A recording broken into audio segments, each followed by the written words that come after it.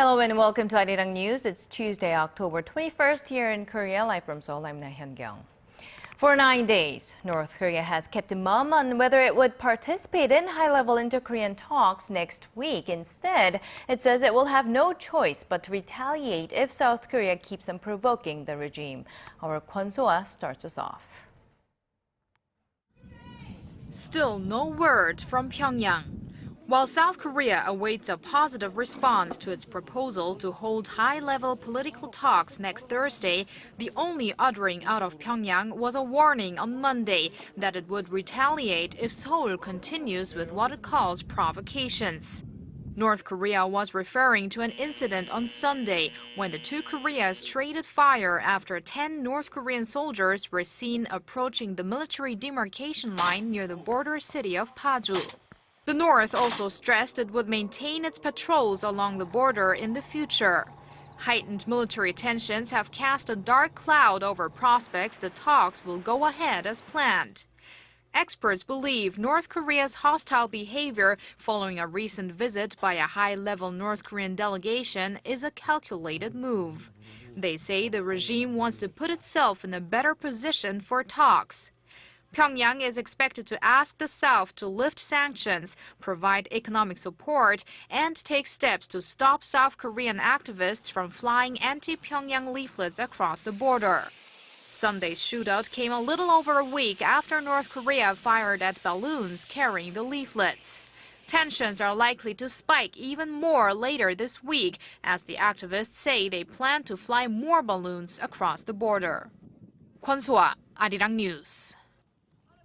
And North Korean affairs are likely to have topped the agenda during a meeting between President Park Geun-hye and a former top Chinese diplomat. The president held talks with Tang Jia-shan, a former state councilor who's on a 5-day trip to Seoul. Now, this is not the first time she has talked with Tang. President Park met him on several occasions before becoming president to discuss issues mainly related to Pyongyang's nuclear program. Tang dealt with Korea-China affairs while serving in top posts in China's foreign ministry through 2008. And before meeting with the Chinese diplomat, President Park attended a ceremony commemorating the nation's Police Day.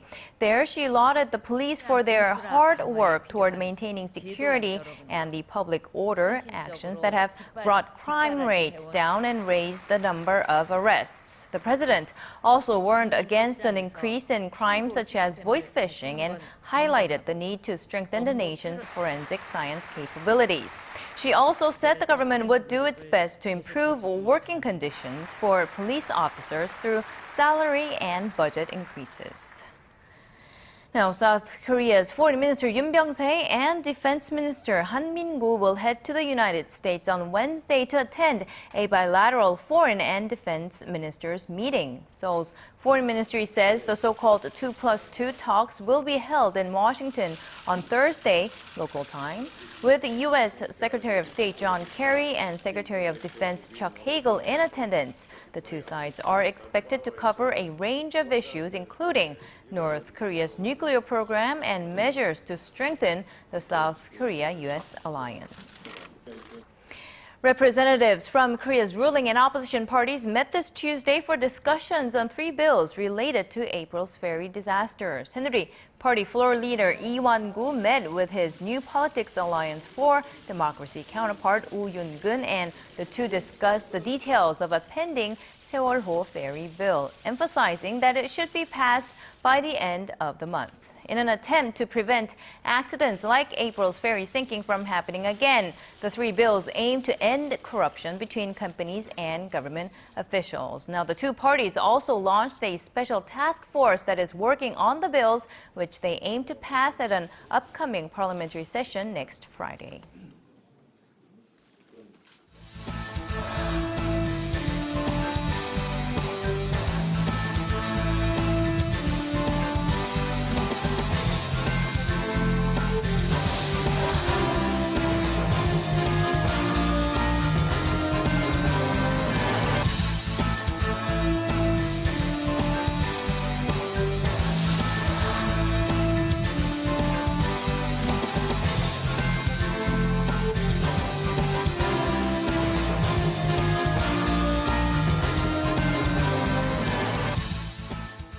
It's called the Olympics of the ICT industry. The 2014 International Telecommunication Union Conference is very much underway in Korea's largest port city of Busan.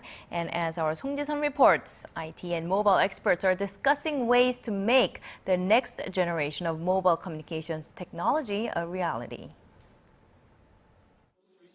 In a little over 5 years' time, when 5G technologies are fully commercialized, people will be able to download a high-definition movie in less than 1 second. The fifth generation of mobile communications technology is several hundred times faster than its predecessor LTE, as a giga-level data rate is now a reality. In the early years of 2020, will feature approximately 6 gigabits per second peak data rate and may eventually reach up to tens of gigabits per second. However, what is more important than the peak data rate, we think, is the minimum data rate experienced by the users. That threshold will be maintaining a minimum data rate of 1 gigabit per second. But Samsung recently succeeded in establishing a 1.2 gigabit per second data rate on a vehicle that was traveling at 100 kilometers an hour. So we're inching closer to realizing the next generation of mobile technology, something that will connect all individuals and things, also known as Internet of Things. When 5G technologies launch in 2020, everyone will be connected. Every object will be connected to each other, and objects and individuals will be connected. It will be an ultra-connected world, which will mark the beginning of an entirely different paradigm for ICTs. The Korean government aims to test its 5G technologies at the 2018 Pyeongchang Winter Olympic Games. Seoul says the sporting event will be a global testbed for the technology we can expect to see in the post-2020 era. Song Ji-sun, ARIRANG News, Busan. Beating Wall Street forecasts, Apple has announced the record figures for its fiscal fourth quarter, which ended on September 27th. Now, the sales of its signature iPhone and iMac computers have pushed the company's revenue and profits up. Kim Hyun-bin has this report. Apple's fourth quarter earnings have smashed expectations on the back of strong iPhone sales. The company posted $42.1 billion in sales and a net profit of $8.5 billion. Apple sold 39.3 million iPhones in the quarter, the first that the new iPhone 6 and iPhone 6 Plus were on sale.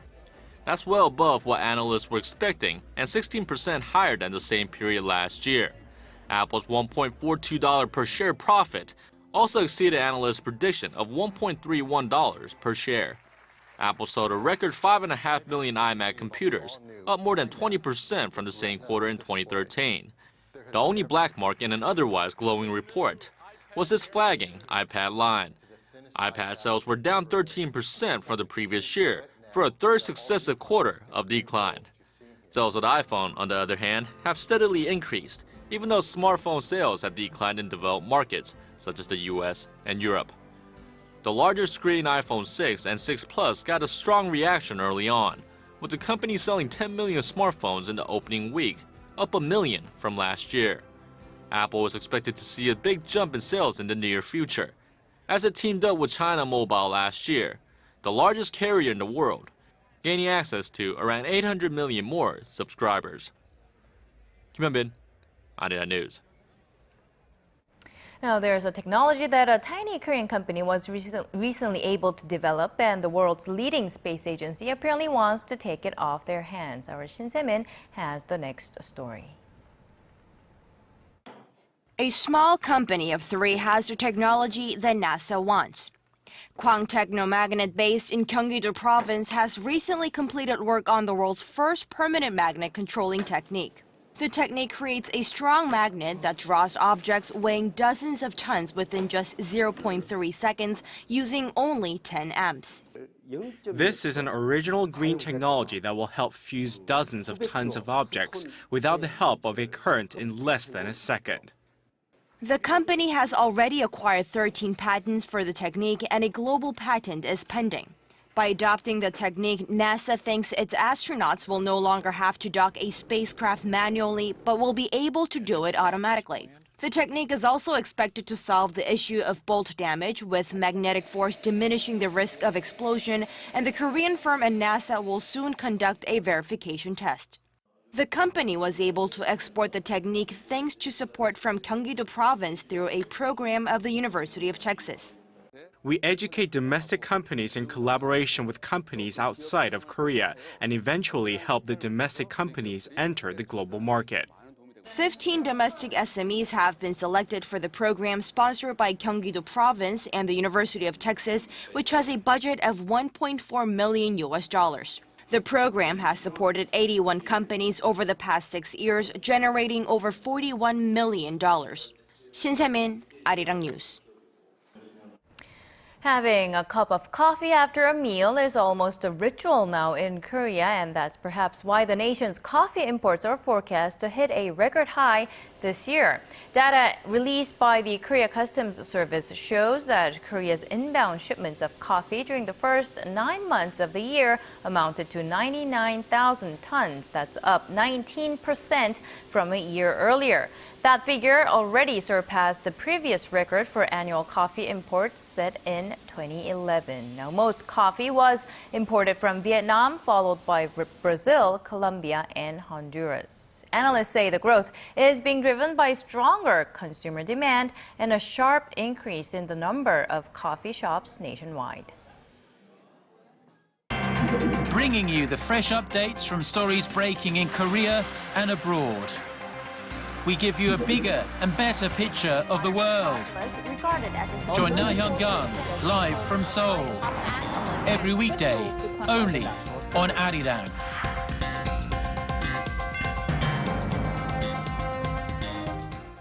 Pro-democracy protest leaders and Hong Kong government officials are scheduled to resume their official talks in about 3 hours. Ahead of the televised dialogue, the region's high court granted injunctions to disperse protesters in parts of the city, which Hong Kong police say is at a dangerous juncture. Here's our Kim Min-ji with more. Hong Kong police say the prospect for further clashes is growing in the Mong Kok district as pro-democracy protesters refuse to heed court injunctions to clear parts of the city. The situation in Mong Kok is spinning out of control and on the verge of turning into a riot. I appeal to the protesters in the unlawful assembly, especially to students, for the sake of your personal safety and public order, stay away from the dangerous areas in Mong Kok. The temporary orders by the territory's high court affects roads in the districts of Mong Kok and Admiralty. The injunctions were granted Monday to local taxi associations, a bus company, and later to an investment company. All argued the demonstrations had lasted too long and were proving to be a public nuisance. Student leaders left it up to the individual to decide whether to stay or leave. Although crowds have thinned, tensions soared over the weekend after Hong Kong's Beijing-backed leader C.Y. Leung accused the movement of containing, quote, external forces. Meanwhile, long-awaited televised talks between student leaders and government officials are set to begin at 6 p.m. local time Tuesday. However, expectations are low for a breakthrough. Earlier, Leung told foreign media that universal suffrage was unacceptable, in part because it risked populism driven by the voices of the poor and the working class. The embattled leader also warned protesters not to test China's patience, adding that Hong Kong was lucky that Beijing had not yet intervened in the standoff. Kim Min-ji, ARIRANG News. Nigeria has been declared Ebola-free by the World Health Organization, while its fellow West African nations are still struggling to stop the spread of the deadly virus. Over in the U.S., though, dozens of people on the watch list have been cleared of infection. Connie Lee has the details. Key supplies have been sent to West Africa in the fight against Ebola. Ghana's President John Mahama told the BBC that fresh resources have begun to arrive in Guinea, Sierra Leone, and Liberia, the three worst-hit West African countries. According to Mahama, the list of resources includes emergency food from the UN's World Food Program and more protective clothing. Supplies such as body bags, goggles, and face masks have been in short supply in these countries. This comes as the World Health Organization declared that Nigeria is one more country that is now officially Ebola-free. Nigeria is now free of Ebola virus transmission. Just last week, Senegal also declared it was free of the virus. This is a spectacular success story that shows to the world that Ebola can be contained. But we must be clear that we only won a battle. The war will only end when West Africa is also declared free of Ebola. In other hopeful news, 43 people in the U.S. who came into contact with Ebola victim Thomas Duncan have now been officially cleared of the virus after not demonstrating any symptoms during a 21-day monitoring period. In Spain, a nurse who had contracted Ebola is also free of the virus. But apart from the good news, more than 4,500 people have already died from Ebola, and the virus is still rampant in parts of West Africa.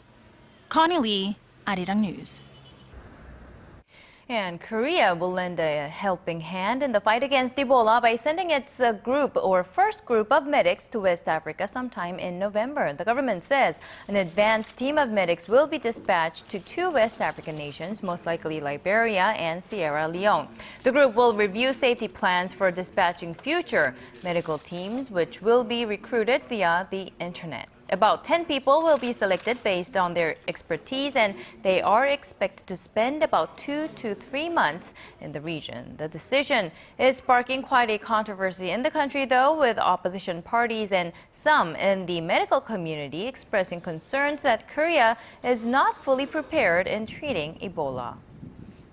And turning next to the Middle East, where fierce fighting has reignited north of Kobani. Now that's where a month-long battle for control between Kurdish forces and Islamic State fighters has been ongoing. Loud explosions, small arms fire, and coalition airstrikes were heard as night fell on Monday. In an unprecedented move, the Turkish government announced, however, that it would grant a safe passage to the Iraqi Kurds on its side of the border to join the fight in Syria.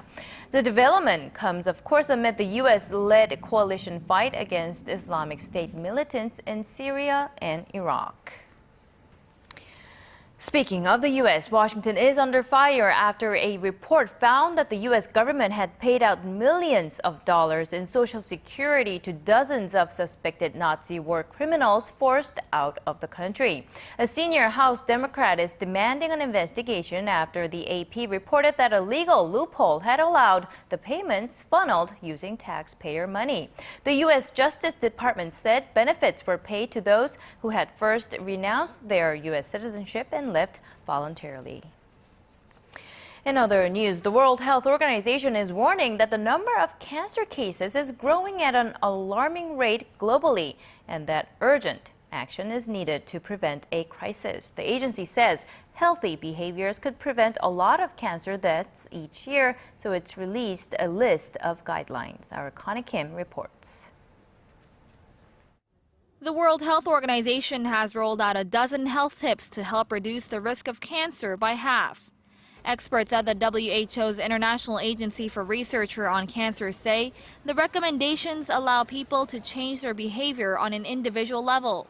At the top of the list, do not smoke, do not use any form of tobacco, have a smoke-free home and workplace. Smoking is a main culprit that kills 6 million people annually and an additional 600,000 from secondhand smoke. The harmful habit is also blamed as the biggest cause of premature death from chronic conditions such as heart disease, stroke, and high blood pressure. New tips on the list urge people to look for potential exposure to radiation at home and to actively reduce high radon levels. Bowel, breast, and cervical cancer screening tests were also suggested. For females in particular, it recommended breastfeeding, limiting the use of hormone replacement therapy, and HPV vaccinations for girls. The 12-point code also stressed the importance of avoiding alcohol, excessive sun exposure, and maintaining a healthy diet.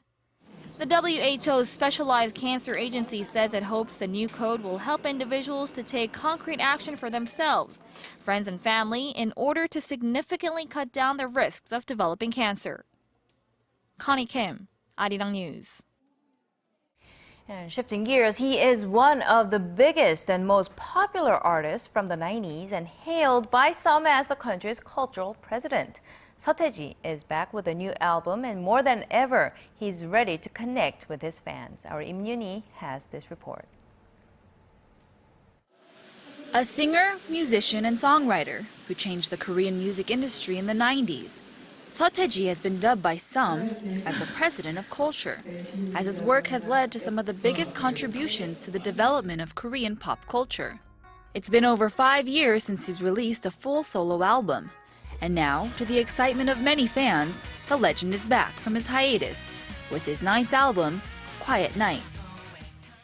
As far as being mystical is concerned, I've always kept creating music, and my desire to express myself through music has never changed. The album's lead track, Christmas Malo Win, was also the theme of his comeback concert that took place just last weekend. A concert that blew fans away with its stage production, but of course, in the end, it was all about the music. Some see my music as social commentary. For example, Santa was portrayed as a bad person, but some saw him as a man of power or as a bad boss. And it's this variation in interpretation that the artist wants to see. The new album contains a mix of electronica and rock, as well as fun throwbacks to pop music. And this time, the artist has cited his family as a source of inspiration. This time, my muse is my daughter. I've been inspired by my offspring, and that shows in my music. Seotaeji is a name that will forever be known in Korean pop music. And though it's been over 20 years since the artist first made his debut, he shows that he's not done with the industry quite yet. Im Yoon-hee, ARIRANG News.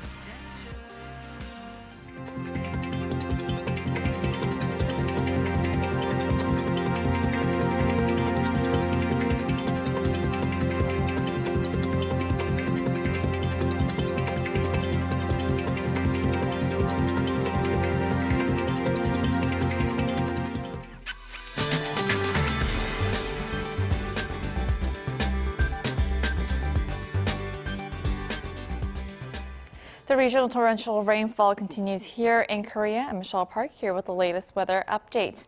Heavier rain is expected today, along with some strong winds blowing all across the nation. Meanwhile, strong wind advisories have been issued in the western and eastern coastal regions of the peninsula. And the rain clouds will clear later this evening in Seoul and other northern regions, while Midlands can expect rain until tomorrow morning. Now, the estimated amount of rain in Chungcheongdo and Gyeongsangbuk-do provinces will be up to 120 millimeters, while between 40 and 100 are expected in the remaining regions down south and in the mountainous regions of Gangwon-do provinces as well. Now, going over to our temperature readings for today, Seoul will peak at 16 this afternoon. Meanwhile, the southern cities such as Gwangju and Busan will reach up to 23 and 22 degrees. Now moving over to other regions, Jeju Island peaks to 25, while Dokdo is at 14, while Manggyeongang is lower at 12 degrees. Well, that's all for now. I'm Michelle Park, and now here's a look at the weather conditions around the world.